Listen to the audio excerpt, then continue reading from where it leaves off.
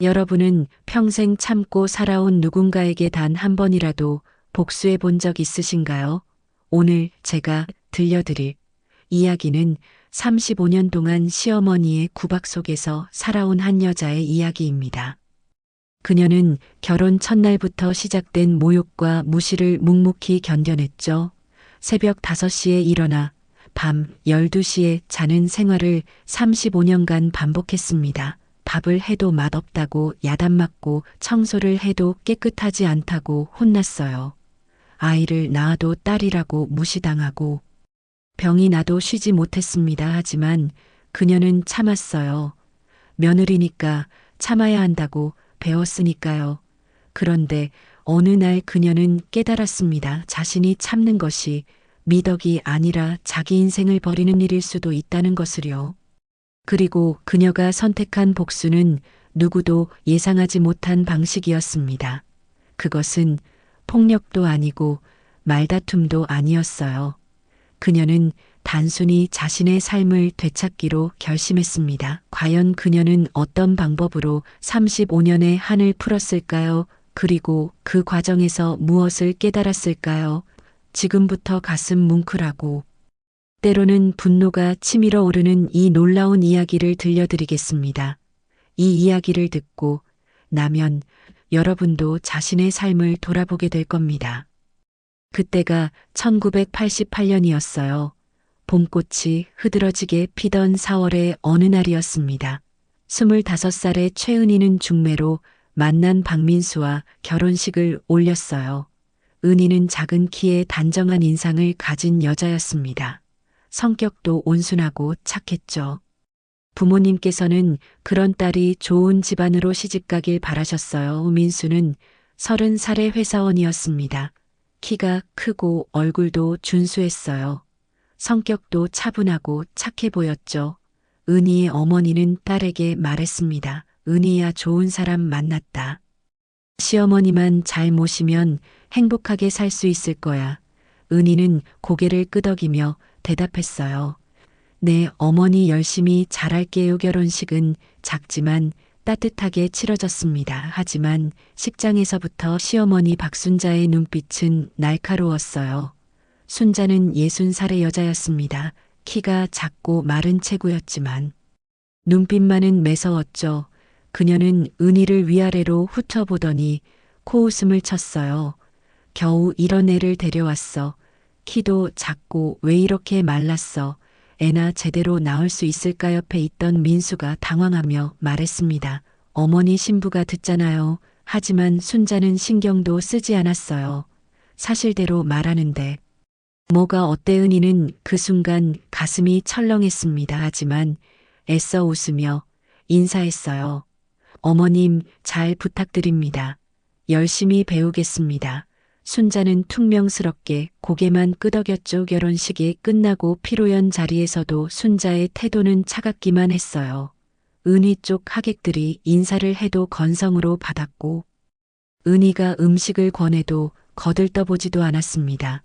은희의 어머니는 그런 순자를 보며 걱정스러운 눈빛을 감추지 못했어요. 첫날 밤이 끝나고 아침이 밝았습니다. 은희는 새벽 5시에 눈을 떴어요. 어머니가 그렇게 가르쳐 주셨거든요. 시집가면 새벽에 일어나서 시댁 식구들의 아침상을 준비해야 한다고요. 은희는 조용히 일어나 부엌으로 갔습니다. 낯선 부엌이었지만 은희는 최선을 다했어요. 쌀을 씻어 밥을 짓고 된장찌개를 끓였습니다. 시금치나물도 무쳤고 계란말이도 부쳤어요.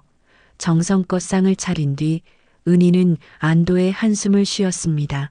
잘했겠지 하는 생각이 들었거든요. 6시가 되자 순자가 방에서 나왔습니다. 은희는 공손하게 인사했어요. 어머님 주무셨어요. 아침 차렸습니다. 순자는 대답도 없이 상을 내려다봤어요. 그러더니 얼굴을 찌푸렸습니다. 이게 뭐야? 밥은 왜 이렇게 질척하게 지었어? 우리 집은 밥을 되직하게 먹는다고. 순자의 목소리는 날카로웠어요. 은희는 깜짝 놀라 대답했습니다. 죄송합니다. 어머님 몰랐어요. 다음부턴 되직하게 짓겠습니다. 순자는 계속 트집을 잡았어요. 된장찌개 간도 안 맞고 시금치 나물은 왜 이렇게 질겨 계란말이도 설익었어. 우리 아들이 뭘 먹고 살라고 이런 음식을 차려놓는 거야. 은희는 눈물이 날 것 같았지만 참았습니다. 죄송합니다. 어머님 앞으론 더 잘하겠습니다. 그렇게 고개를 숙였죠. 하지만 순자의 잔소리는 거기서 끝이 아니었어요. 밥을 먹는 동안에도 순자는 계속 불평했습니다. 이 집안 며느리는 원래 요리를 잘해야 하는데 너는 도대체 어디서 뭘 배웠어? 친정 어머니가 뭘 가르쳐 준 거야? 은희는 얼굴이 빨개졌어요. 어머니를 욕하는 것 같아 참을 수 없었지만 꾹 눌러 참았습니다. 제가 부족해서 그래요. 어머님, 제가 더 잘할게요. 아침을 먹고 난 뒤 설거지를 하는데도 순자는 따라와서 지켜봤어요. 그릇도 제대로 못 씻어 물은 왜 이렇게 많이 쓰고 수세미질도 그렇게 하는 거 아니야. 이것 봐. 기름기가 그대로 남아있잖아. 은희는 다시 그릇을 씻었습니다. 손이 떨렸지만 최대한 정성을 다했어요. 하지만 순자의 눈에는 아무것도 만족스럽지 않았습니다. 다 설거지를 마치고 나니 순자가 또 말했어요. 마루 청소에 먼지가 수북해. 그리고 방 청소도 하고 빨래도 해야지. 은희는 내 어머님하고 바로 청소를 시작했습니다. 남편 민수는 옆에서 보다 못해 말했어요. 어머니 은희가 어제 결혼했는데 좀 쉬게 해주세요. 피곤할 텐데요. 하지만 순자는 아들을 쏘아봤습니다. 내가 뭘 안다고. 여자는 시집와서 일을 배워야 하는 거야. 처음부터 제대로 안 가르치면 버릇 없어져. 내가 며느리 교육 제대로 안 시키면 나중에 후회한다고. 민수는 더 이상 아무 말도 하지 못했어요. 어머니가 무서웠거든요. 은희는 그런 남편을 보며 실망했지만 내색하지 않았습니다. 아직 결혼한 지 하루밖에 안 됐으니까 이해해야 한다고 스스로를 다독였죠. 그날 은희는 아침부터 저녁까지 쉬지 않고 일했습니다. 청소하고 빨래하고 점심 준비하고 설거지하고 또 저녁 준비하고 설거지하고 그렇게 하루가 갔어요. 밤이 되어 방에 들어왔을 때 은희는 너무 피곤해서 쓰러지듯 잠이 들었습니다. 다음 날도 마찬가지였어요. 새벽 5시에 일어나 밥을 짓고 청소하고 빨래하고 은희는 이런 생활이 언제까지 계속될지 막막했지만 참았습니다. 며느리니까 당연한 거라고 생각했거든요. 일주일이 지나고 한 달이 지났어요. 은희의 손은 거칠어졌고 얼굴에는 피로가 가득했습니다. 하지만 순자는 여전히 만족하지 않았어요. 매일 뭔가 트집을 잡았거든요. 은희야 이불 깨는 것 좀 봐. 구겨져 있잖아. 은희야 밥도 이렇게 질척하게 지었어. 은희야 청소 대충 했지. 여기 먼지 그대로야. 순자의 목소리는 하루 종일 은희를 따라다녔습니다. 다 결혼한 지 석 달쯤 지났을 때였어요.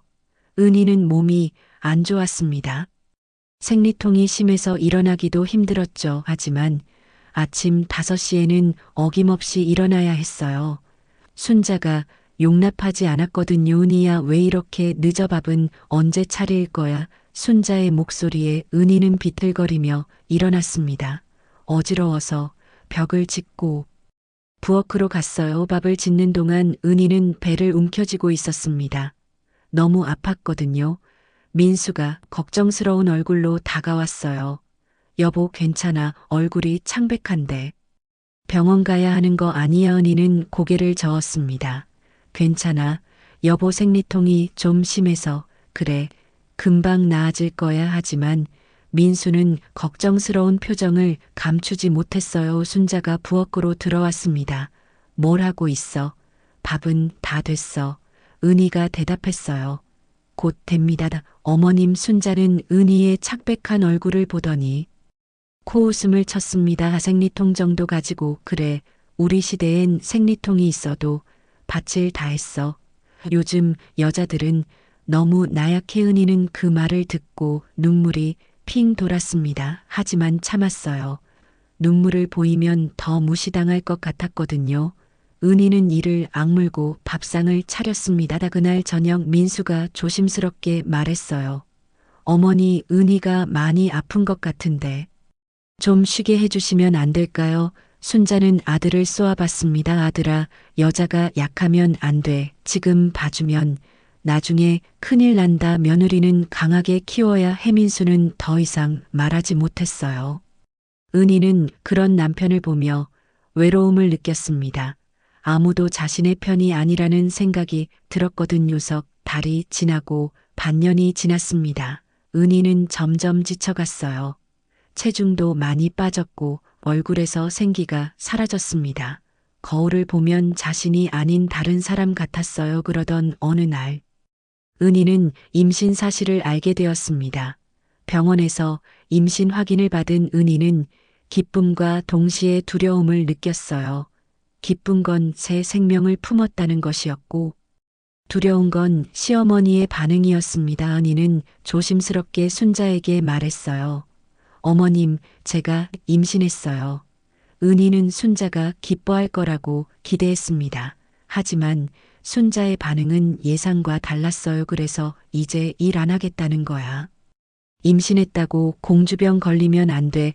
우리 시대엔 임신하고도 밭을 다 했어. 은희의 가슴이 철렁했습니다. 그래도 조심스럽게 말했어요.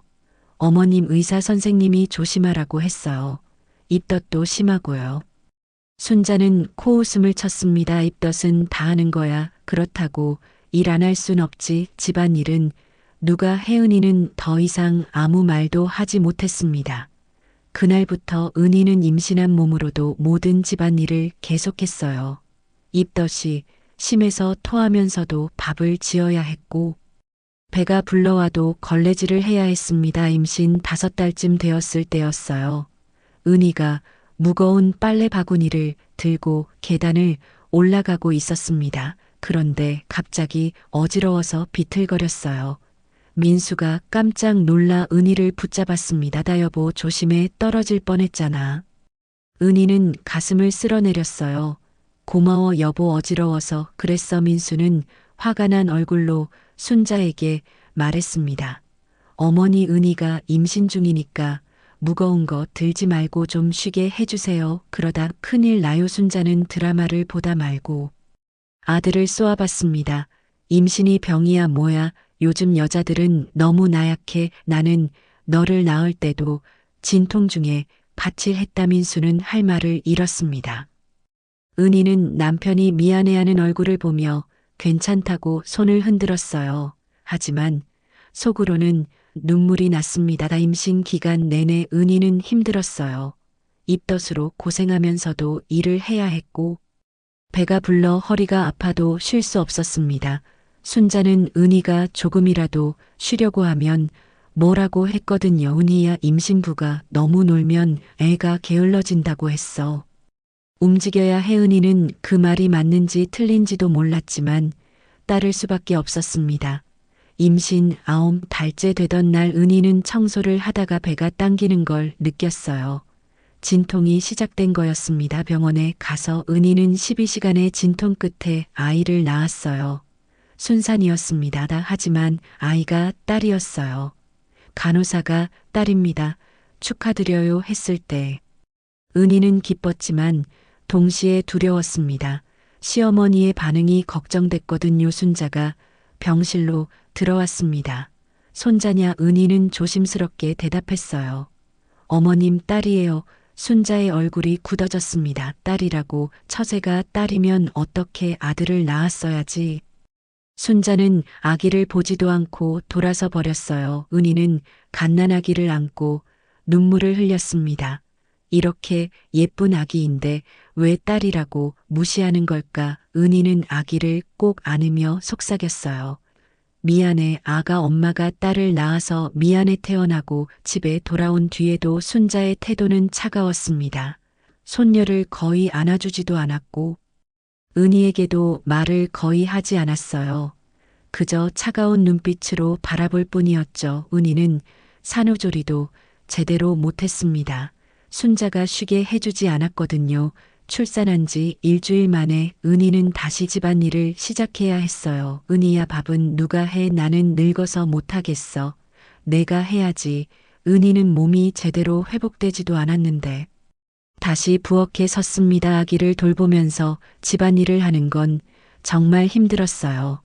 아기가 울면 안아주고 젖을 먹이고 기저귀를 갈아주고 그러면서도 밥을 짓고 청소를 하고 빨래를 해야 했습니다. 어느 날 은희가 너무 피곤해서 아기와 함께 낮잠을 자고 있었어요.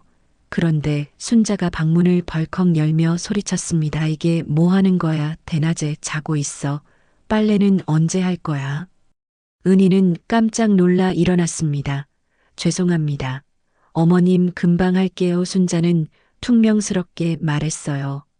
애 하나 낳았다고 게을러지면 안 돼. 나는 너를 낳고도 이틀 만에 일어나서 일했어. 은희는 눈물이 날 것 같았지만 참았습니다.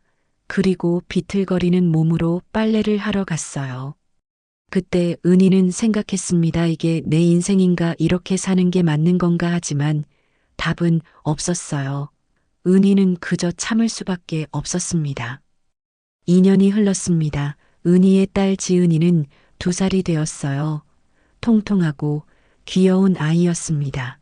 은희는 지은이를 무척 사랑했지만 순자는 여전히 손녀에게 무관심했어요. 그러던 어느 날 은희는 다시 임신을 했습니다. 이번에는 아들이면 좋겠다고 간절히 바랐어요.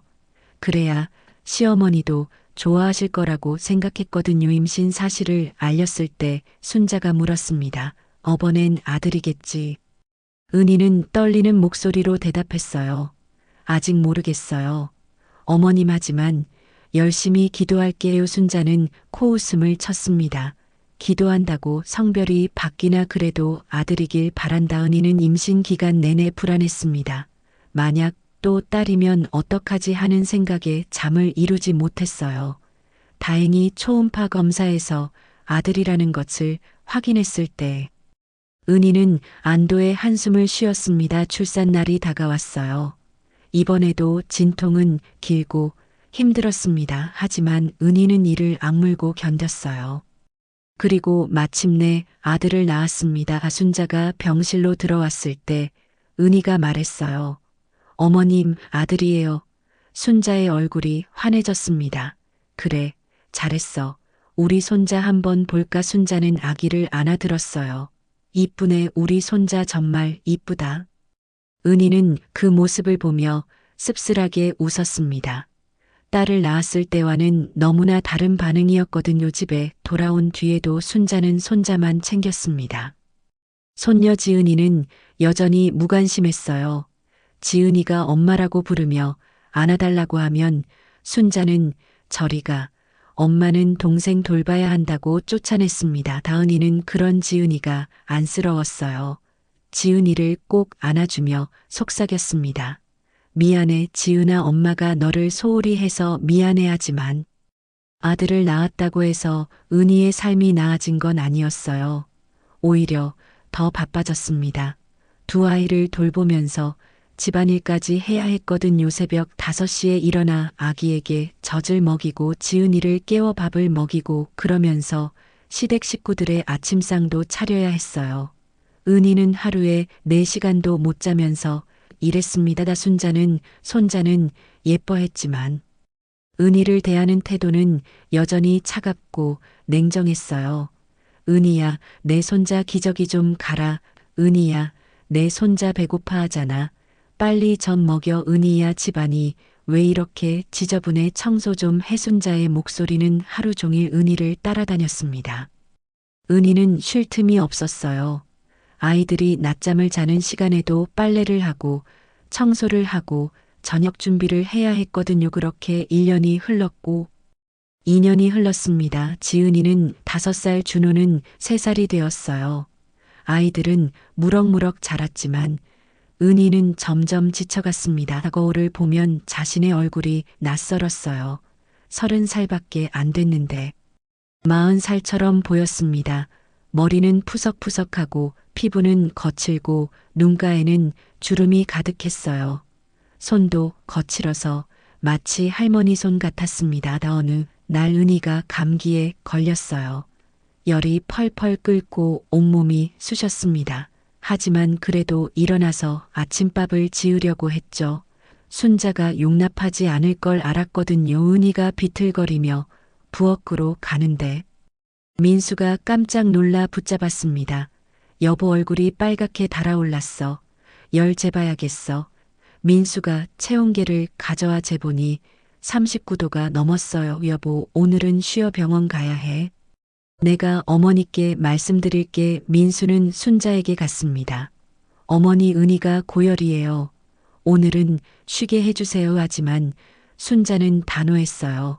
감기 정도 가지고 누워있으면 어떻게 약 먹고 일어나서 일해야지. 며느리가 아프다고 집안일을 안 하면 누가 하는데. 민수는 난처한 표정을 지었습니다. 하지만 어머니, 은희가 정말 많이 아파요. 순자는 아들을 쏘아봤어요. 아들아, 여자가 약하면 안 돼. 조금 아프다고 쉬게 하면 버릇 나빠져. 민수는 더 이상 말하지 못했습니다. 은희는 그 대화를 다 들었어요. 눈물이 주르륵 흘러내렸지만 닫고 일어났습니다. 그리고 비틀거리며 밥을 지었어요. 밥을 짓는 동안 은희는 어지러워서 쓰러질 것 같았습니다. 하지만 참았어요. 쓰러지면 안 된다고 스스로를 다독였죠. 겨우 밥상을 차리고 나니 은희는 그대로 주저앉고 말았습니다. 민수가 깜짝 놀라 은희를 부축했어요. 여보 괜찮아. 하지만 은희는 대답할 힘도 없었습니다. 민수는 그제야 어머니에게 강하게 말했어요. 어머니, 은희 병원 데려갈게요. 이러다 큰일 나요. 순자는 퉁명스럽게 고개를 돌렸지만 막지는 않았습니다. 병원에 가니 의사가 말했어요. 과로와 영양실조예요. 몸이 많이 약해져 있네요. 푹 쉬셔야 합니다. 민수는 미안한 얼굴로 은희를 봤어요. 여보 미안해. 내자 더 잘할게. 은희는 고개를 저었습니다. 괜찮아. 여보 당신 잘못이 아니야. 병원에서 돌아온 뒤에도 은희는 제대로 쉬지 못했어요. 순자가 계속 일을 시켰거든요. 은희는 그렇게 몸을 혹사하며 살았습니다. 그의 겨울이었어요. 순자가 넘어져서 허리를 다쳤습니다. 병원에 가보니 디스크였어요. 한동안 누워서 쉬어야 한다고 의사가 말했죠. 그때부터 은희의 일은 2배로 늘어났습니다. 순자의 수발을 들어야 했거든요. 아침에 일어나면 가장 먼저 순자의 방으로 가서 인사를 드려야 했어요. 어머님 주무셨어요. 아침 드시겠어요? 순자는 짜증스러운 얼굴로 대답했습니다. 당연히 먹어야지. 빨리 갔다. 저은이는 순자의 아침상을 따로 차려서 방으로 가져다 드렸어요. 그리고 밥을 떠먹여 드렸습니다. 순자는 계속 불평했어요. 밥이 너무 뜨거워. 식혀서 줘. 이 반찬은 맛없어. 다른 거 갖다 줘. 국이 짜. 물 좀 타. 은희는 순자의 말에 따라 이것저것 다 해드렸습니다. 아침을 먹이고 나면 이제 화장실에 모셔다 드려야 했어요. 순자는 허리가 아파서 혼자 움직이기 힘들었거든요. 은희는 순자를 부축해서 화장실에 데려다 드리고 볼일을 보는 동안 밖에서 기다렸습니다. 그리고 다시 방으로 모셔다 드렸어요. 그렇게 순자를 돌보고 나면 이제 아이들을 챙겨야 했습니다. 지은이와 준호에게 아침을 먹이고 옷을 입히고 유치원에 보냈어요. 그리고 집안 청소를 하고 빨래를 하고 점심 준비를 했습니다. 점심때가 되면 다시 순자의 방으로 가서 밥을 먹여드렸어요. 그리고 또 화장실에 모셔다 드리고 약을 챙겨드렸습니다. 오후에는 장을 보고 저녁 준비를 하고 아이들을 유치원에서 데려왔어요. 아이들과 놀아주고 싶었지만 시간이 없었습니다. 저녁 준비에 바빠서 아이들은 혼자 놀아야 했어요. 저녁을 먹이고 설거지를 하고 아이들을 씻기고 재우고 그러고 나면 밤 11시가 넘었습니다. 하지만 은희는 잠들 수 없었어요. 순자가 밤중에 화장실에 가고 싶다고 부르면 일어나야 했거든요. 은희는 하루에 4시간도 못 자면서 일했습니다. 눈 밑에 다크서클이 짙어졌고 몸은 점점 말라갔어요. 체중이 10kg이나 빠졌습니다. 어느 날 새벽이었어요. 은희가 너무 피곤해서 계단에서 발을 헛디뎠습니다. 쿵 하는 소리와 함께 은희는 계단 아래로 굴러떨어졌어요. 민수가 놀라서 달려왔습니다. 여보, 괜찮아. 은희는 온몸이 아팠지만 일어나려고 했어요. 하지만 몸이 말을 듣지 않았습니다. 민수가 은희를 부축해서 일으켰어요. 여보, 병원 가야 해. 많이 다친 것 같아. 하지만 그때 순자의 목소리가 들렸습니다. 병원은 무슨 병원이야. 돈 아까워. 파스나 붙여. 그리고 은희야, 내 아침밥은 언제 차려주는 거야. 은희는 그 순간 무언가가 확 깨지는 느낌이 들었어요. 온몸이 아픈데 아침밥을 차리라고 하다니. 하지만 은희는 아직 참았습니다. 민수가 화를 냈어요.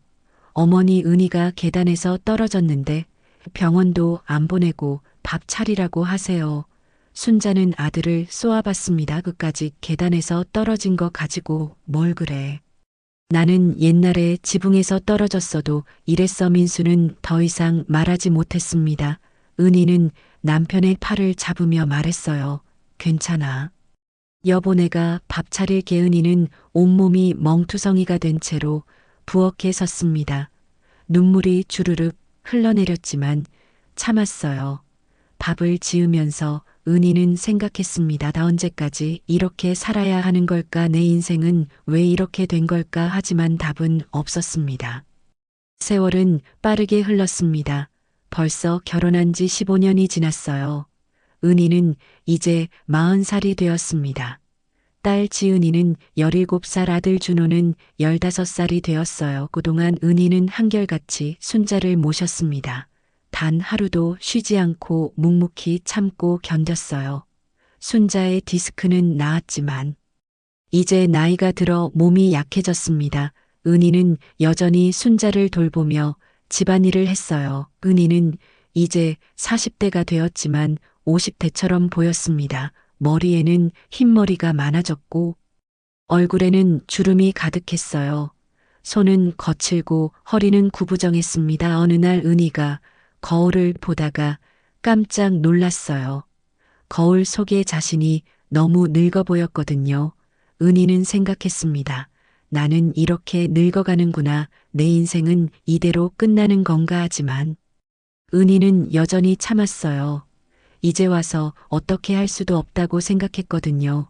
이미 15년을 이렇게 살았는데 이제 와서 바꿀 수 있을까. 그러던 어느 날이었어요. 순자가 친구들을 집으로 초대했습니다. 오랜만에 친구들과 만나고 싶다며 은희에게 음식을 준비하라고 했어요. 은희는 그날 아침부터 부지런히 움직였습니다. 장을 보고 정성껏 음식을 만들었어요. 잡채를 만들고 전을 부치고 나물을 무쳤습니다. 과일도 깎아서 예쁘게 담았고 떡도 준비했어요. 손님들이 오시면 좋은 인상을 주고 싶었거든요. 그래야 시어머니도 기분이 좋으실 테니까요. 은희는 오전 내내 부엌에서 일했습니다. 정오가 되자 순자의 친구 3분이 오셨어요. 모두 70대의 할머니들이었습니다. 은희는 공손하게 인사를 드렸어요. 어서 오세요. 편히 앉으세요. 할머니들은 은희를 보며 고개를 끄덕였습니다. 그동안 순자에게 들은 며느리 구먼 얼굴이 좀 피곤해 보이네. 은희는 웃으며 대답했어요. 아닙니다. 건강합니다. 식사가 시작되었어요. 할머니들은 음식을 드시며 맛있다고 칭찬했습니다. 은희는 부엌에서 설거지를 하며 안도의 한숨을 쉬었어요. 다행히 음식이 맛있다고 하시네. 그런데 거실에서 할머니들과 순자의 대화가 들렸습니다. 은희는 설거지를 하다가 귀를 기울였어요. 순자가 말했습니다. 우리 며느리 있잖아. 정말 답답해 죽겠어. 아무것도 제대로 하는 게 없어. 밥도 맨날 맛없게 하고 청소도 대충대충 하고. 은희는 손이 멈췄습니다. 밥이 맛없다고 청소를 대충 한다고 하지만 은희는 매일 최선을 다했는데 순자는 그렇게 생각하고 있었던 거예요. 순자는 계속 말했습니다. 내가 안 가르쳐 주면 아무것도 못해. 정말 답답해 죽겠어. 친구 한 분이 물었습니다. 그래도 15년 동안 시어머니 모시고 살았으면 착한 며느리 아니에요. 순자는 코웃음을 쳤어요. 착하긴 뭐가 착해. 마지못해 하는 거지. 내가 무서워서 그러는 거야. 솔직히 며느리 복은 없는 것 같아. 차라리 아들이 혼자 사는 게 나았을 것 같아. 그 말을 들은 순간 은희의 손이 떨렸습니다. 설거지하던 그릇이 와르르 깨졌어요. 은희는 깨진 그릇을 보며 멍하니 서 있었습니다. 다시 5년 동안 참고 참고 또 참았는데 순자는 그렇게 생각하고 있었던 거예요. 은희는 아무것도 제대로 못한다고 차라리 없는 게 나았을 거라고 눈물이 주르륵 흘러내렸습니다. 이번엔 참을 수 없었어요. 은희는 부엌에서 나와 거실로 갔습니다. 손님들 앞이었지만 더 이상 참을 수 없었죠. 어머님 방금 하신 말씀 다 들었습니다. 은희의 목소리는 떨렸지만 단호했어요. 순자는 깜짝 놀란 표정을 지었습니다. 뭐 언제부터 거기 있었어? 은희가 대답했어요. 아까부터 있었습니다. 어머님 저는 15년 동안 최선을 다해 이 집안을 지켰습니다. 순자의 얼굴이 굳어졌습니다. 내가 지금 뭐 하는 거야? 손님들 앞에서 말대꾸야 하지만 은희는 멈추지 않았어요. 말대꾸가 아닙니다. 진심입니다. 저도 사람입니다. 어머님 15년 동안 단 한 번도 고맙다는 말씀 들어본 적 없어요. 친구 한 분이 난처한 표정으로 말했습니다. 집안일에 우리가 끼어들 일은 아닌 것 같은데. 하지만 은희는 계속했어요. 어머님 잘했다는 칭찬도 받아본 적 없고요. 저는 매일 새벽 5시에 일어나 밤 12시에 잠들었습니다. 단 하루도 쉬지 않고 요순자가 벌떡 일어났어요. 내가 감히 어디서 목소리를 높여 당장 방으로 들어가 하지만 은희는 움직이지 않았습니다. 싫습니다. 더 이상 참지 않을 겁니다. 저는 어머님의 하녀가 아니라 며느리입니다. 사람입니다. 친구들이 웅성거렸어요. 순자는 얼굴이 빨개져서 말했습니다. 당장 나가 내 눈앞에서 사라져 하지만 은희는 침착하게 말했어요. 나가라고 하시면 나가겠습니다. 하지만 어머님 한 가지만 말씀드릴게요. 앞으로는 제가 하고 싶은 대로 살겠습니다. 그 말을 남기고 은희는 밖으로 나갔어요. 생전 처음으로 시어머니에게 맞선 것이었습니다. 밖에 나온 은희는 한참을 걸었어요. 눈물이 계속 흘러내렸지만 마음 한편으로는 시원했습니다. 15년 동안 참았던 것을 드디어 말했다는 것이 후련했어요. 은희는 공원 벤치에 앉아 한참을 울었습니다. 그렇게 한두 시간쯤 지났을까요? 민수에게서 전화가 왔어요. 여보 어디야? 어머니가 많이 화나셨어. 빨리 들어와. 은희는 전화를 받으며 말했습니다. 당신 어머니가 친구들 앞에서 저를 뭐라고 하시는지 알아요. 15년 동안 최선을 다했는데 전 아무것도 제대로 못한다고 하시더라고요. 민수는 잠시 침묵했습니다. 그리고 조심스럽게 말했어요. 여보 어머니가 원래 표현을 잘 못하시잖아. 속으론 고마워하실 거야. 은희는 쓴웃음을 지었어요. 아니에요. 어머님은 진심으로 그렇게 생각하세요. 차라리 제가 없는 게 나았을 거라고 하셨어요. 민수는 할 말을 잃은 듯 했습니다. 은희가 계속 말했어요. 당신도 마찬가지예요. 15년 동안 제가 얼마나 힘들었는지 한 번이라도 진지하게 생각해 보신 적 있어요? 민수는 미안하다고 말했지만 은희는 전화를 끊어버렸습니다. 은희는 벤치에 앉아 하늘을 올려다봤어요. 파란 하늘이 너무나 선명하게 보였습니다. 그날 밤 늦게 은희는 집에 돌아왔습니다. 순자는 방에 들어가 있었고 민수만 거실에 있었어요. 민수가 조심스럽게 다가왔습니다. 여보 어머니께 사과해. 어머니가 많이 화나셨어. 하지만 은희는 고개를 저었습니다. 싫어요. 제가 뭘 잘못했는데요. 제가 사과할 이유가 없어요. 민수는 난처한 표정을 지었어요. 그래도 어머니신데 은희는 단호하게 말했습니다. 어머니시기 전에 저도 사람이에요. 15년 동안 최선을 다했는데 친구들 앞에서 저를 그렇게 말씀하시는 게 맞나요? 민수는 아무 말도 하지 못했습니다. 은희는 방으로 들어가며 말했어요. 앞으론 제 방식대로 살겠습니다. 은희는 그날 밤 처음으로 깨달았어요. 참는 것이 미덕이 아니라 내 인생을 낭비하는 일이었다는 것을요. 더 이상 참지 않기로 결심했습니다. 그날 이후로 은희의 삶은 달라지기 시작했습니다. 더 이상 새벽 5시에 일어나지 않았어요. 7시에 일어나서 자신의 아침부터 챙겼습니다. 커피를 한 잔 마시고 창밖을 바라보는 여유도 가졌어요. 손자가 방에서 나와 물었습니다. 아침밥은 어디 있어? 왜 안 차렸어? 은희는 차분하게 대답했습니다. 어머님, 냉장고에 반찬 있으니까 드세요. 저도 이제 좀 쉬고 싶어요. 손자는 믿을 수 없다는 표정을 지었어요. 내가 지금 뭐라고 한 거야? 며느리가 시어머니 밥을 안 차린다고. 은희는 고개를 들어 손자를 똑바로 바라봤습니다. 어머님, 저도 사람입니다. 15년 동안 충분히 며느리 역할을 했어요. 이제는 저를 위해 살고 싶습니다. 손자는 화가 나서 소리쳤어요. 이게 무슨 버릇없는 소리야. 내가 며느리면서 어떻게 이럴 수 있어. 하지만 은희는 더 이상 꺾이지 않았습니다. 며느리도 사람입니다. 어머님, 저는 로봇이 아니에요. 저도 쉬어야 할 시간이 필요합니다. 손자는 아들에게 달려가 하소연했어요. 민수야, 내 마누라 좀 봐. 요즘 완전히 달라졌어. 이게 말이 돼? 민수는 난처한 표정으로 은희를 봤습니다. 여보, 어머니가 많이 서운해 하시는데. 은희는 남편을 보며 말했어요. 당신도 제 편을 들어주세요.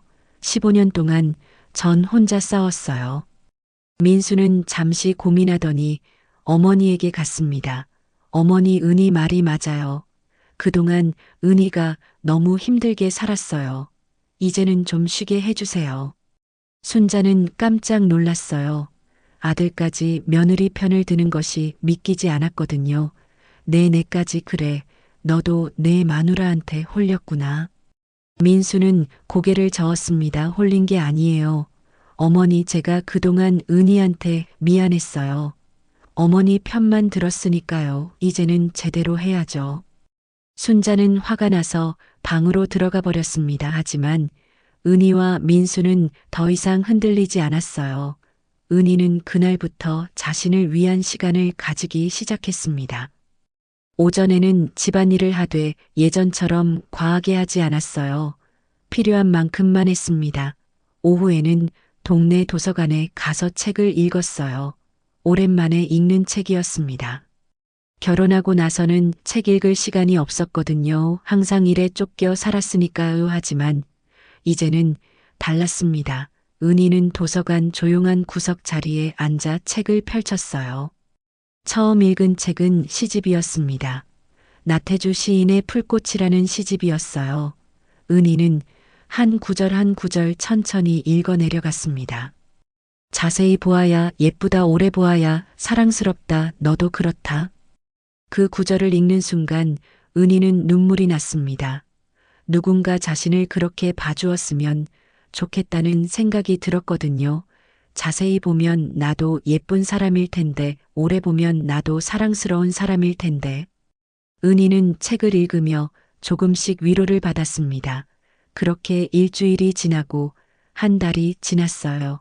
도서관에서 은희는 한 여자를 만났습니다. 그녀의 이름은 강미숙이었어요. 미숙은 은희보다 5살 많은 45살의 여자였습니다. 미숙도 비슷한 처지였어요. 시어머니와 함께 살면서 힘든 시간을 보냈다고 했죠. 두 사람은 금세 친해졌습니다. 비슷한 경험이 있었기 때문이에요. 미숙이 먼저 말을 걸었습니다. 저기 실례지만 매일 여기 오시는 것 같던데 저도 자주 와요. 은희는 웃으며 대답했어요. 네, 요즘 여기 오는 게 유일한 낙이에요. 미숙이 고개를 끄덕였습니다. 저도 그래요. 집에 있으면 답답해서요. 두 사람은 그렇게 이야기를 나누기 시작했어요. 미숙은 자신의 이야기를 들려주었습니다. 자신도 20년 동안 시어머니 모시고 살았는데 정말 힘들었다고요. 하지만 몇 년 전 시어머니가 돌아가시고 나서야 자유를 얻었다고 했습니다. 우리 세대 여자들은 다 그렇게 살았잖아요. 미숙이 말했습니다. 참고 견디는 게 미덕이라고 배웠으니까요. 하지만 요즘 생각해보면 그게 과연 옳은 일이었나 싶어요. 은희도 고개를 끄덕였어요. 저도 요즘 그런 생각을 많이 해요. 내 인생을 너무 남을 위해 살았구나 하는 생각이요. 미숙이 은희의 손을 잡았습니다. 하지만 이제라도 알았으니 다행이에요. 앞으로는 우리를 위해 살아요. 두 사람은 그렇게 친구가 되었습니다. 일주일에 두세 번씩 만나서 차를 마시고 이야기를 나눴어요. 은희는 처음으로 자신의 이야기를 누군가에게 털어놓을 수 있었습니다. 미숙은 좋은 청취자였어요. 은희의 이야기를 끝까지 들어주고 공감해 주었습니다. 때로는 함께 울기도 하고 때로는 함께 웃기도 했어요. 그러던 어느 날이었어요. 미숙이 은희에게 제안했습니다. 은희 씨, 우리 작은 카페라도 하나 열까요? 둘이 함께 운영하면 재미있을 것 같아요. 은희는 깜짝 놀랐어요. 저요? 카페를요? 저는 카페 운영 같은 거 해본 적도 없는 거요. 미숙은 웃으며 말했습니다. 해본 적 없으면 배우면 되죠. 우린 이제 우리를 위해 살아야 해요. 새로운 걸 시작해보는 거예요. 그 말이 은희의 가슴에 와닿았습니다. 그래요. 이제는 나를 위해 살아야죠. 새로운 걸 시작해보는 것도 좋겠어요. 은희는 집에 돌아와서 민수에게 말했어요. 여보, 나 친구랑 작은 카페를 하나 열어볼까 해. 민수는 잠시 놀란 표정을 지었지만 곧 웃었습니다. 좋은 생각이야. 여보, 해봐. 응원할게. 나도 도와줄 수 있는 거 있으면 말해. 은희는 남편의 반응에 기뻤습니다. 하지만 순자는 달랐어요. 순자가 그 이야기를 듣고 방에서 나왔습니다. 카페는 무슨 카페야. 집안일도 제대로 안 하면서 무슨 카페를 해. 순자의 반대는 거셌습니다. 하지만 은희는 이번에도 물러서지 않았어요. 어머님, 제 인생입니다. 제가 결정할게요. 순자는 화가 나서 소리쳤어요. 내가 뭘 안다고 카페를 해. 돈만 날리고 망할 거야. 하지만 은희는 침착하게 대답했습니다. 망하든 성공하든 제가 책임질게요. 어머님은 신경 안 쓰셔도 돼요. 순자는 화가 나서 방으로 들어가 버렸습니다. 하지만 은희는 더 이상 그것에 신경 쓰지 않았어요. 이제는 자신의 삶이 더 중요했거든요. 은희와 미숙은 카페를 열기 위해 준비를 시작했습니다. 먼저 적당한 장소를 찾아야 했어요. 두 사람은 동네를 돌아다니며 임대 매물을 알아봤습니다. 몇 주 후 조용한 골목에 있는 작은 가게를 발견했어요. 크기는 작지만 아늑하고 따뜻한 느낌의 공간이었습니다. 은희와 미숙은 한눈에 마음에 들었어요. 여기 좋은데요? 미숙이 말했습니다.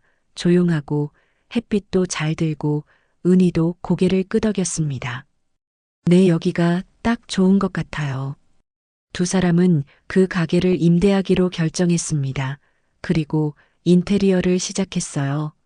돈이 많지 않았기 때문에 직접 페인트 칠을 하고 가구도 중고로 구입했습니다. 하지만 두 사람은 즐거웠어요. 자신들의 공간을 만드는 것이 너무나 행복했거든요. 은희는 오랜만에 가슴이 뛰는 것을 느꼈습니다. 카페 이름은 늦은 꽃으로 정했습니다. 늦게 피었지만 아름답게 피어나는 꽃처럼 자신들도 이제 꽃을 피우고 싶다는 의미였죠. 인테리어가 끝나고 필요한 물품들을 구입했습니다.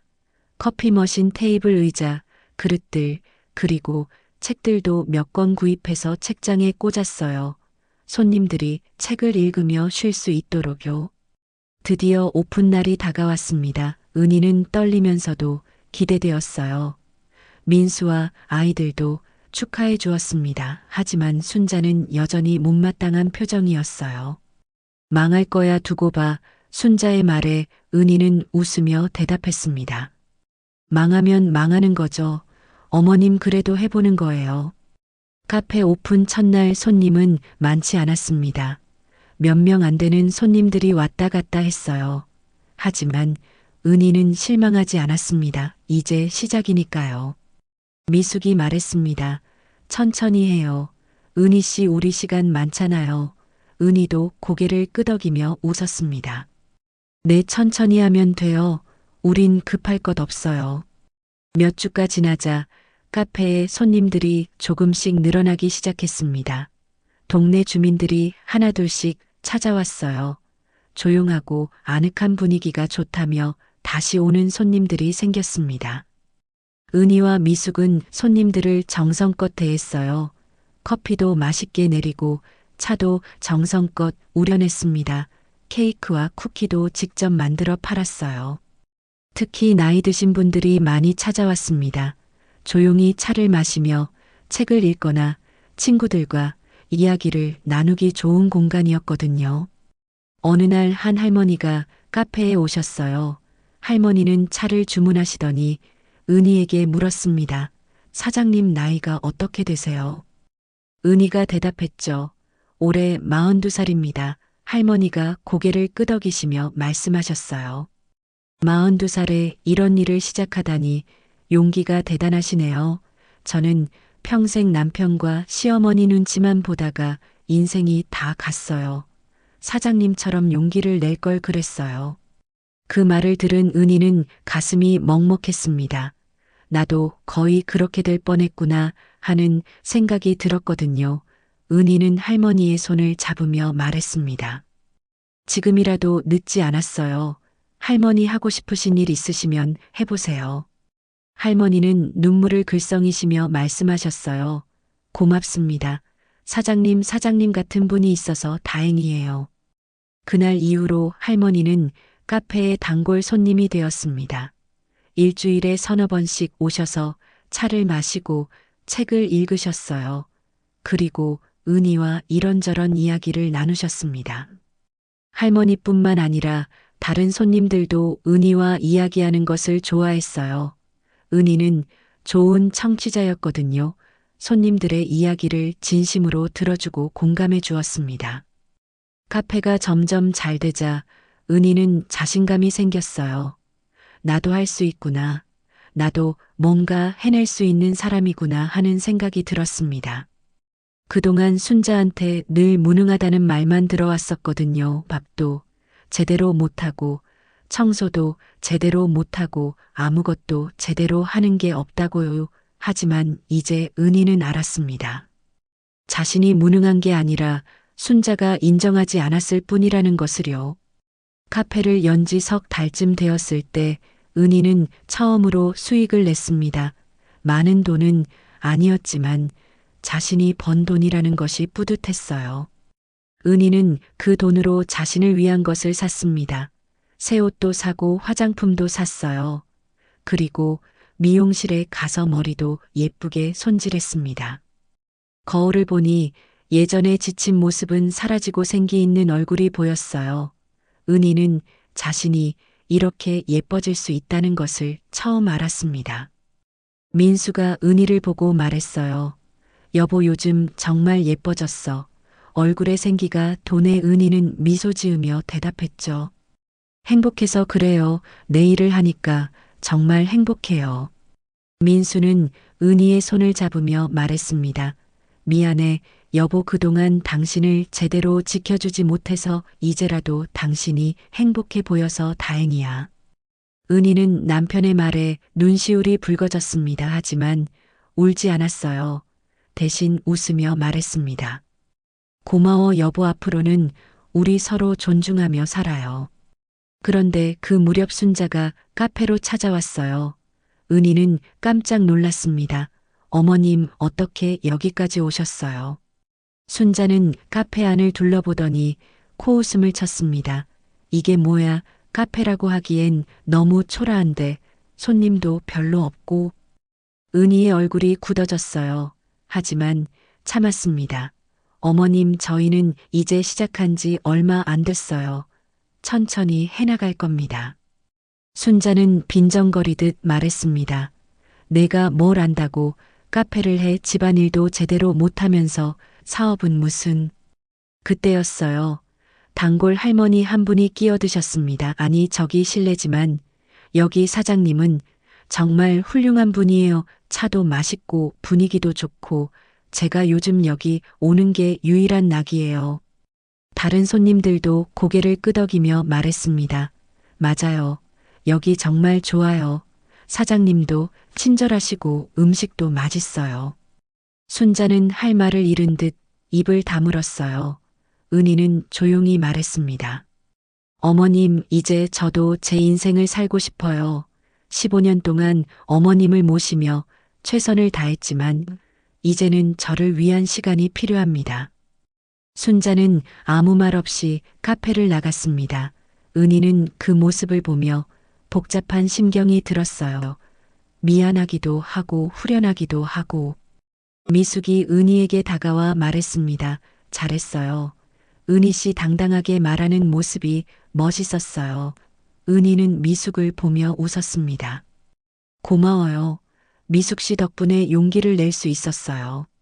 그날 이후로 순자는 은희에게 예전만큼 간섭하지 않았어요. 어쩌면 조금은 인정한 건지도 모르겠다는 생각이 들었습니다. 카페는 계속 잘 됐어요. 손님들이 점점 늘어났고 단골들도 많아졌습니다. 은희와 미숙은 더 많은 메뉴를 개발하고 인테리어도 조금씩 바꿔나갔어요. 카페를 연 지 반년쯤 되었을 때 한 손님이 말했습니다. 사장님 여기 정말 좋아요. 제 친구들한테도 추천할게요. 은희는 그 말에 기뻤습니다. 자신이 한 일이 누군가에게 좋은 영향을 주고 있다는 것이 뿌듯했거든요. 카페를 연 지 1년이 지났을 때였어요. 은희의 카페는 동네에서 제법 소문난 곳이 되었습니다. 손님들이 많이 찾아왔고 수익도 안정적으로 나왔어요. 은희는 처음으로 자신이 번 돈으로 자신을 위한 것들을 샀습니다. 새 옷도 사고 화장품도 사고 신발도 샀어요. 그리고 가끔은 미용실에 가서 머리도 손질하고 네일아트도 받았습니다. 순자는 그런 은희를 보며 못마땅한 표정을 지었어요. 돈을 그렇게 쓰면 어떻게 아껴야지 하지만 은희는 웃으며 대답했습니다. 제가 번 돈이에요.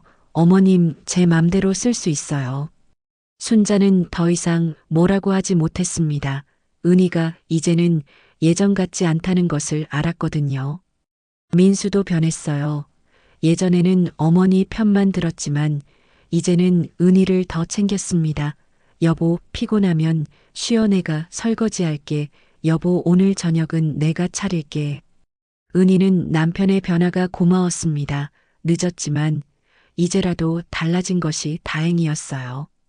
그런데 그 무렵 순자가 갑자기 아프기 시작했어요.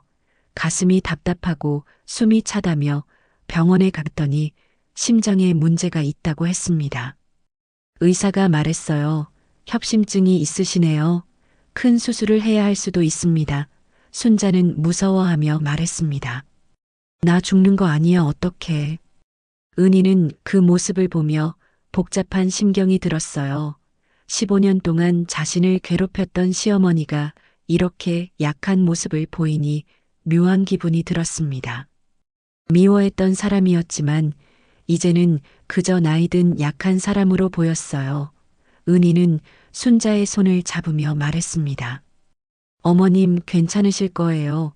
의사 선생님 말씀 잘 들으시고 치료받으시면 돼요. 며칠 뒤 수술 날짜가 잡혔습니다. 민수는 걱정이 태산 같았어요.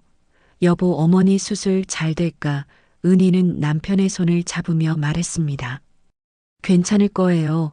당신 어머니 강하신 분이잖아요. 꼭 잘 되실 거예요. 수술 당일 은희는 병원에 함께 갔습니다. 순자가 수술실로 들어가기 전 은희의 손을 꼭 잡았어요. 은희야 미안해. 그동안 내가 너한테 너무 심했어. 은희는 깜짝 놀랐습니다. 시어머니가 미안하다는 말을 하다니 평생 처음 듣는 말이었거든요. 순자는 계속 말했어요. 사실 나도 시집살이가 너무 힘들었어. 우리 시어머니는 너보다 더 심했어. 그래서 너한테 똑같이 한 것 같아. 은희는 순자를 바라보았습니다. 그제야 이해가 되는 것 같았어요. 순자도 피해자였던 거예요. 자신이 당했던 것을 며느리에게 그대로 했던 거죠. 순자가 계속 말했습니다. 그게 당연한 줄 알았어. 며느리는 그렇게 키우는 거라고 배웠으니까. 하지만 요즘 생각해보니 내가 너무 잘못했어. 은희는 눈시울이 붉어졌습니다. 하지만 울지 않았어요. 대신 순자의 손을 꼭 잡으며 말했습니다.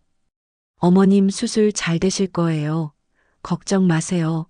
나중에 다시 이야기해요. 순자는 고개를 끄덕이며 수술실로 들어갔습니다. 은희와 민수는 수술실 앞에서 기다렸어요. 3시간이 넘는 긴 시간이었습니다. 드디어 의사가 나왔어요. 수술 잘 됐습니다. 다행히 큰 문제 없이 끝났어요. 민수는 안도의 한숨을 쉬었고 은희도 가슴을 쓸어내렸습니다. 순자는 회복실에서 깨어나 은희를 보며 희미하게 웃었어요. 은희야 고마워. 은희는 순자의 손을 잡으며 말했습니다. 잘 쉬세요. 어머님 빨리 회복하셔야죠. 그날 이후로 순자는 정말로 달라졌습니다. 집에 돌아온 뒤 순자는 은희에게 예전처럼 명령하지 않았어요. 오히려 미안하다는 말을 자주 했습니다. 은희야, 이것 좀 해줄래? 미안한데. 은희야, 물 좀 갖다 줄 수 있어. 미안해. 은희는 그런 순자를 돌봐드렸어요. 하지만 예전처럼 희생하며 사는 건 아니었습니다. 카페 일도 계속했고 자신의 시간도 가졌어요. 단지 며느리로서 해야 할 도리를 다할 뿐이었죠. 그러던 어느 날 순자가 말했습니다. 은희야, 내 카페 한번 가봐도 될까? 은희는 놀라면서도 웃으며 대답했어요. 물론이죠. 어머님 언제든지 오세요. 며칠 뒤 순자가 카페에 왔습니다. 은희는 순자를 맞이하며 자리를 안내했어요. 순자는 조용히 앉아서 주위를 둘러봤습니다. 손님들이 웃으며 이야기하는 모습, 은희가 밝게 웃으며 손님들을 대하는 모습, 책을 읽는 사람들, 차를 마시며 편안하게 쉬는 사람들을 봤습니다.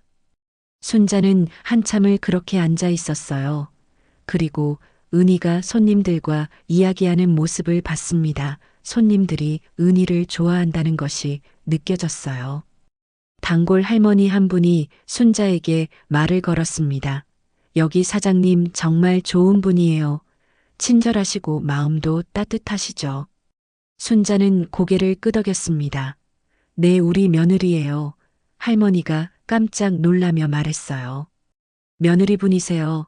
정말 훌륭하게 키우셨네요. 이렇게 좋은 며느리를 두셔서 복 많으세요. 순자는 그 말을 들으며 뭔가 깨닫는 것 같았어요. 자신이 그동안 은희를 얼마나 몰라봤는지 말이에요. 은희가 순자에게 차를 가져다 드렸습니다. 어머님 드세요. 순자는 차를 마시며 조용히 말했습니다.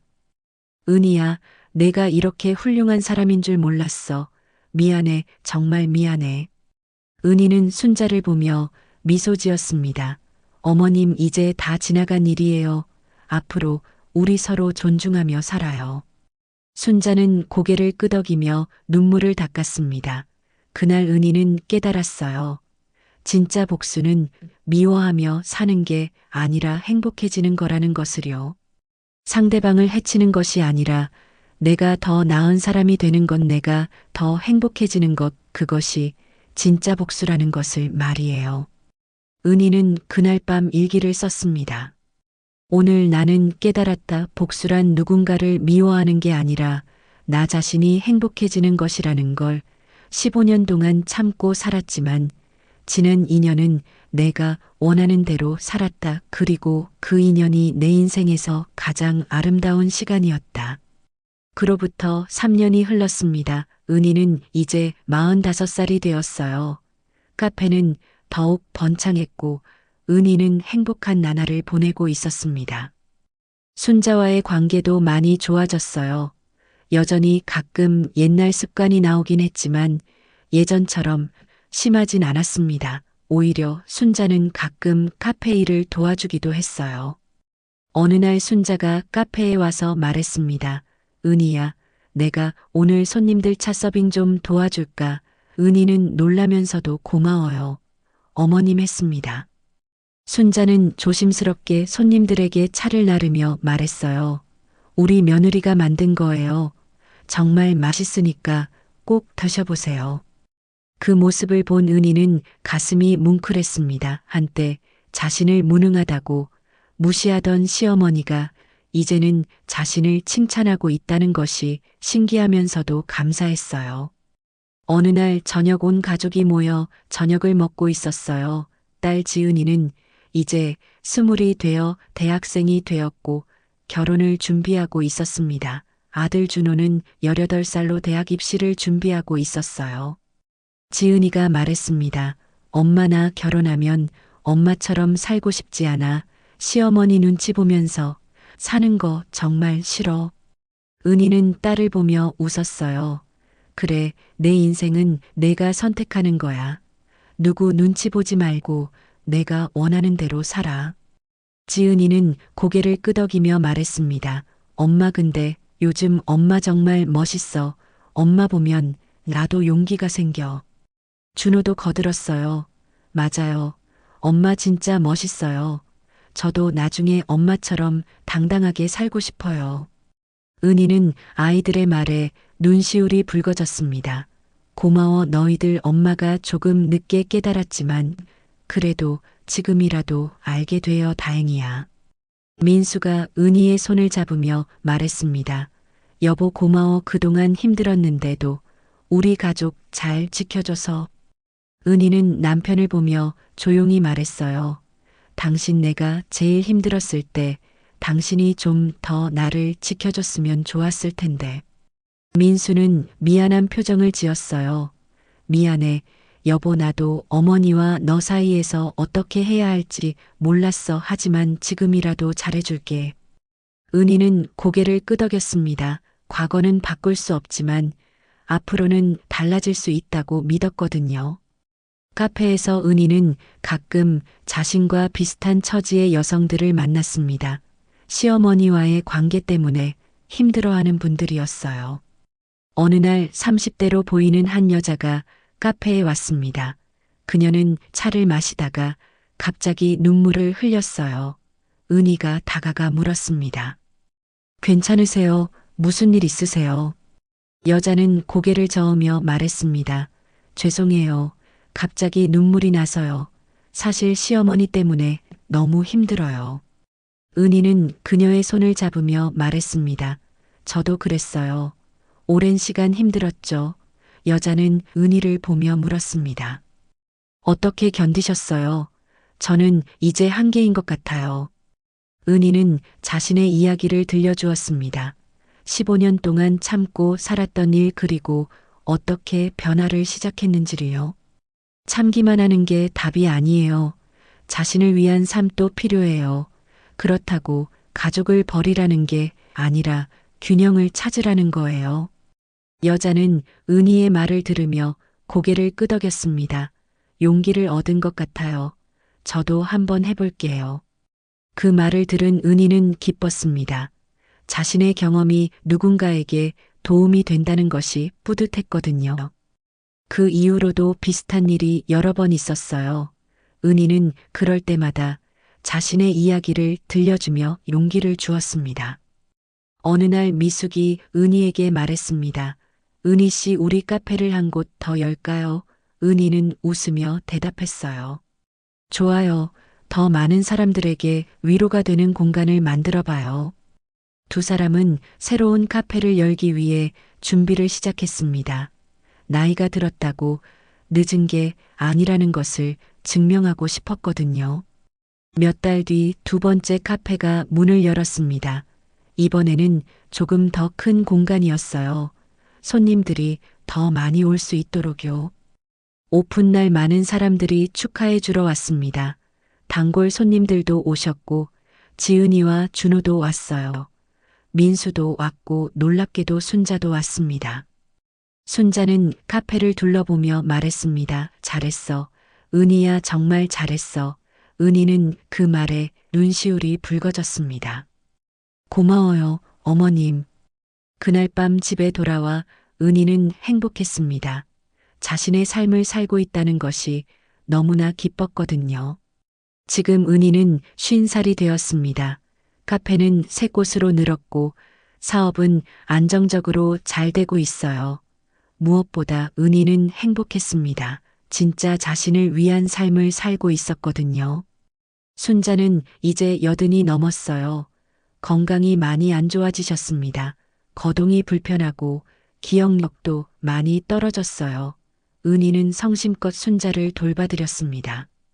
하지만 예전처럼 자신을 희생하지는 않았어요. 해야 할 도리는 다 하되 자신의 삶도 챙겼습니다. 아침에는 순자를 돌보고 낮에는 카페에 가서 일했어요. 저녁에는 가족들과 시간을 보냈습니다. 어느 날 순자가 은희를 불렀어요. 은희야, 잠깐 앉아봐. 은희가 순자 옆에 앉아 순자는 은희의 손을 잡았습니다. 은희야, 내가 너한테 정말 미안해. 순자의 목소리는 떨렸어요. 젊은 시절을 다 빼앗아 버렸어. 은희는 조용히 웃었어요. 어머님, 이제 다 지나간 일이에요. 순자는 고개를 저었습니다. 아니야, 내가 너무 잘못했어. 너는 나보다 훨씬 현명한 사람이야. 나처럼 살지 마. 은희는 순자의 손을 꼭 잡아주었어요. 어머님, 저도 어머님 덕분에 배운 게 많아요. 참는 것만이 능사가 아니라는 것도 배웠고요. 순자는 눈물을 흘리며 말했습니다. 다음 생이 있다면 내가 너한테 잘해줄게. 은희는 순자의 손을 꼭 잡아주었어요. 어머님, 이번 생에서도 충분히 잘하고 계세요. 지금 이렇게 마음 나누는 것만으로도 감사해요. 몇 달 뒤 순자는 평화롭게 돌아가셨습니다. 임종 직전 순자는 은희의 손을 잡으며 마지막 말을 남겼어요. 은희야, 고마웠어. 정말 고마웠어. 너 같은 며느리를 둬서 행복했어. 은희는 눈물을 흘리며 순자를 보냈습니다. 미운 정 고운 정이 다 있었던 20년의 시간이었죠. 하지만 후회는 없었어요. 마지막에는 서로 이해하고 용서했으니까요. 장례를 치른 뒤 은희는 카페에 앉아 창밖을 바라봤습니다. 긴 시간이었어요. 참고 참다가 결국 깨어나고 변화하고 새로운 삶을 시작했던 시간이었습니다. 미숙이 은희에게 물었습니다. 은희 씨 지금 행복해요. 은희는 환하게 웃으며 대답했어요. 네, 정말 행복해요. 늦었지만 내 삶을 찾았으니까요. 그날 저녁 은희는 오랜만에 일기를 썼습니다. 오늘 나는 깨달았다. 복수란 누군가를 미워하는 게 아니라 나 자신이 행복해지는 것이라는 걸. 20년 동안 참고 살았지만 마지막 8년은 내가 원하는 대로 살았다. 그리고 그 8년이 내 인생에서 가장 아름다운 시간이었다.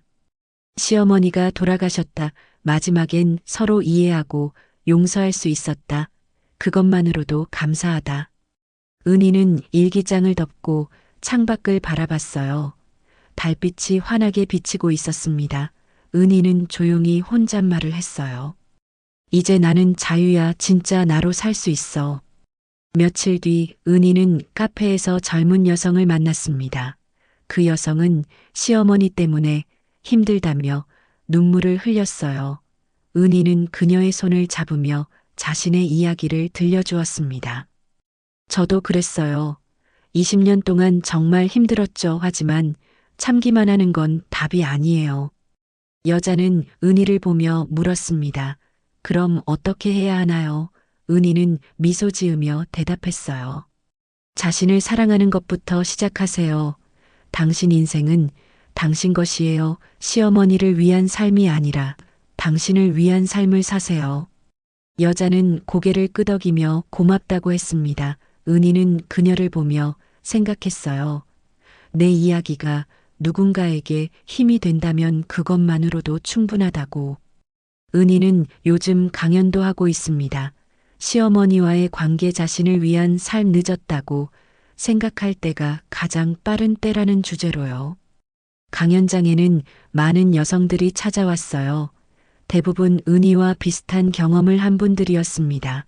은희는 그분들에게 자신의 이야기를 들려주며 용기를 주었어요. 어느 강연이 끝나고 한 할머니가 은희에게 다가왔습니다. 선생님, 고맙습니다. 선생님 이야기를 들으니 제 인생이 아깝지 않네요. 은희는 할머니의 손을 잡으며 말했습니다. 아깝지 않다니. 무슨 말씀이세요? 할머니는 웃으며 대답했어요. 저는 평생 참고만 살았어요. 하지만 선생님처럼 용기를 낸 분도 있다는 걸 알았으니 다행이에요. 제 딸에게도 선생님 이야기를 해줄게요. 은희는 그 말에 가슴이 뭉클했습니다. 자신의 이야기가 세대를 넘어 전해진다는 것이 의미 있게 느껴졌거든요. 그날 밤 집에 돌아와 은희는 거울을 봤습니다. 거울 속에는 50살의 여자가 서 있었어요. 주름은 있었지만 눈빛은 밝고 생기가 넘쳤습니다. 은희는 거울 속 자신에게 말했어요. 수고했어. 정말 잘했어. 그리고 은희는 환하게 웃었습니다. 진짜 자신으로 사는 삶이 이렇게 아름다운 것이라는 걸 이제야 알게 된 거죠. 은희의 이야기는 여기서 끝이 아닙니다. 앞으로도 은희는 자신의 삶을 살아갈 거예요. 누구 눈치 보지 않고 당당하게 자신이 원하는 대로 말이죠. 딸 지은이는 결혼을 했습니다. 하지만 시어머니와 함께 살지 않았어요. 은희가 그렇게 조언했거든요. 내 인생은 내가 선택하는 거야. 누구 눈치 보지 말고. 아들 준호는 대학을 졸업하고 좋은 회사에 취직했어요. 준호도 어머니를 닮아 당당하고 자신감 있는 사람이 되었습니다. 민수는 은희를 더욱 아끼고 사랑했어요. 그동안 미안했던 마음을 매일 표현했습니다. 여보 사랑해 고마워. 은희의 카페는 계속 번창했습니다. 많은 사람들이 찾아왔고 특히 힘든 시간을 보내는 여성들에게 위로가 되는 공간이 되었어요. 어느 날 은희는 책을 쓰기로 했습니다. 자신의 이야기를 담은 책이었어요. 제목은 늦은 꽃으로 정했습니다. 카페 이름과 같은 제목이었죠. 책이 출간되자 많은 사람들이 읽었습니다. 특히 시어머니와의 관계 때문에 힘들어하는 여성들이 많이 읽었어요. 그들은 은희의 이야기에서 위로와 용기를 얻었습니다. 은희는 사인회도 했어요. 사인회장에는 수많은 사람들이 줄을 섰습니다. 그들은 은희에게 고맙다고 말했어요. 선생님 덕분에 용기를 얻었어요. 선생님 이야기가 제 인생을 바꿨어요. 선생님처럼 저도 당당하게 살고 싶어요. 은희는 그들의 손을 하나하나 잡으며 말했습니다. 당신도 할 수 있어요. 늦었다고 생각할 때가 가장 빠른 때예요. 그날 밤 은희는 행복했습니다. 자신의 이야기가 이렇게 많은 사람들에게 힘이 된다는 것이 기뻤거든요. 여러분 복수란 누군가를 해치는 게 아닙니다. 내가 행복해지는 거예요. 내 인생을 되찾는 거죠. 은희처럼 말이에요. 은희는 20년 동안 참고 살았습니다. 하지만 마지막 8년은 자신을 위해 살았어요. 그리고 그 8년이 인생에서 가장 아름다운 시간이었습니다. 이제 여러분도 생각해 보세요.